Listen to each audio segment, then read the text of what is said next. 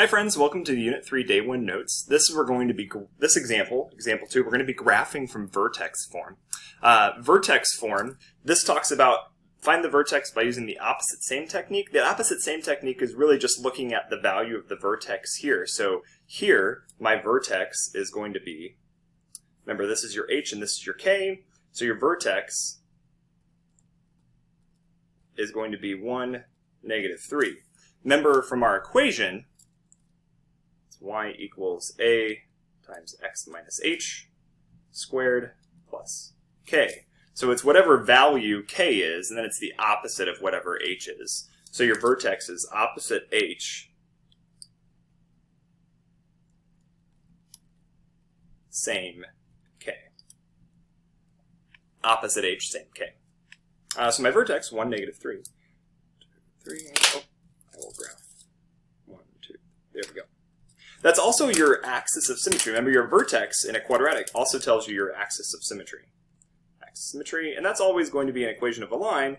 X equals whatever the x value is for your vertex. Next thing I want to do is find some x and y-intercepts. Finding the y-intercept is going to be the easiest if I plug in 0. This one, you cannot do what we did in standard form. If you just plug in 0, this whole thing does not cancel out. In fact, that's one of the benefits of finding the vertex is that it doesn't cancel out because we're able to then find our vertex easily. So we're going to actually plug in f of 0 to find our y-intercept. So that's going to give 2 times 0 minus 1, quantity squared minus 3. Give me 2 times -1 squared minus 3, so I'm simplifying. And then that's 1 times 2. So 2 minus 3 is -1. So our y-intercept is going to be 0, -1. And again, this is our axis symmetry. We're going to erase this at the end. I think I forgot to do that in the last video. So if you are watching currently, pause and then erase your axis symmetry from the last video. So this is where this line is going to reflect, these points reflect over this line. So I have another point here as well. So we have that and that. Another thing I can do is find my x-intercepts. My x-intercepts are really close to this. Remember we talked about different ways that you could find them. In this particular example, you may notice that it's really difficult to do it with this if we are trying to use standard form because we don't have our a, b, and c. So if I wanted to take this into quadratic formula to find it, I could do that as well. Also note, similarly, this has a stretch of 2. So if we have a stretch of 2, remember that's stretching 2. Going back to our other one, I did erase, okay. Going back to our other one, if I look at the points that are 2 away, so here I'm going from 2 away from my vertex. I'm going 1, 2, 3, 4, 5, 6, 7, 8. 8 away.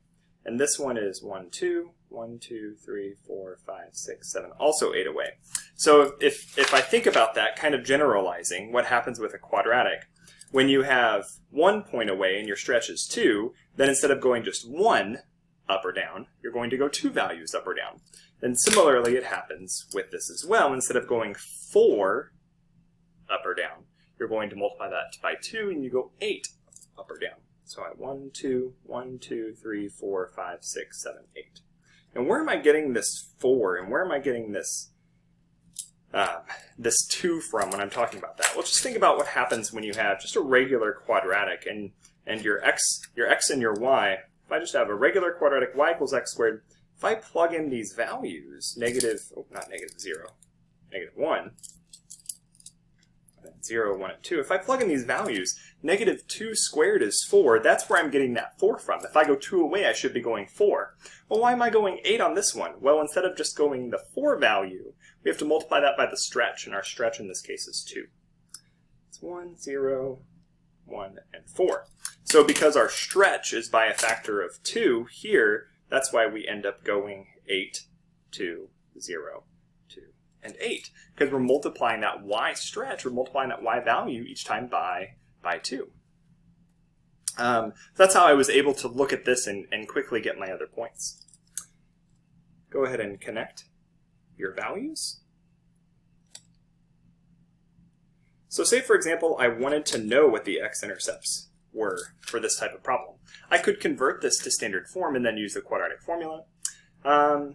It's not really in an easy situation to complete the square because it's already completed. Let me demonstrate. So this is the kind of going through and getting the x-intercepts. So to get the x-intercepts, notice that they're not on kind of in an intersection of the grid line, so it's not going to be pretty per se. So what we have is so for our x-intercepts, we're going to take and plug in, remember we plug in 0 for y. So 0 equals 2 times x minus 1 quantity squared minus 3. So we're going to add 3 to both sides. Gives me 3 equals 2 times parentheses x minus 1 quantity squared. Divide by 2 next. Divide by 2. Divide by 2. So 3 halves equals x minus 1 squared. Square root. Square root. Square root. Remember, when you put a square root, it's plus minus. So I have plus and minus.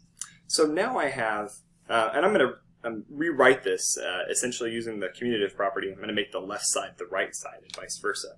So this gives me x minus 1 is equal to plus or minus square root of 3 over 2. That is not rationalized, so we'll need to do that. If we're keeping this as part of an answer, I am only using it to get our x values for our intercepts. So your x-intercepts are going to be 1 plus and minus square root of 3 over 2, which is approximately, so I have 1 plus square root of 3 divided by 2. So you have an x-intercept at approximately 2.22. I was a little bit off. I curved too much there. And 1 minus square root of 3 over 2, which is negative x equals negative 0.22. So very close.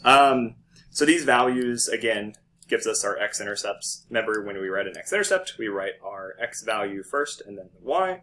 So it's approximately 2.22 comma 0, and then negative 0.22 comma 0. That's the way we go through that.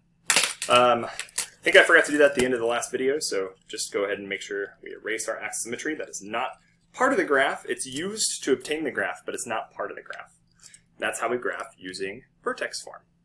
Join me in the next video as we graph using intercept form. Have a good day.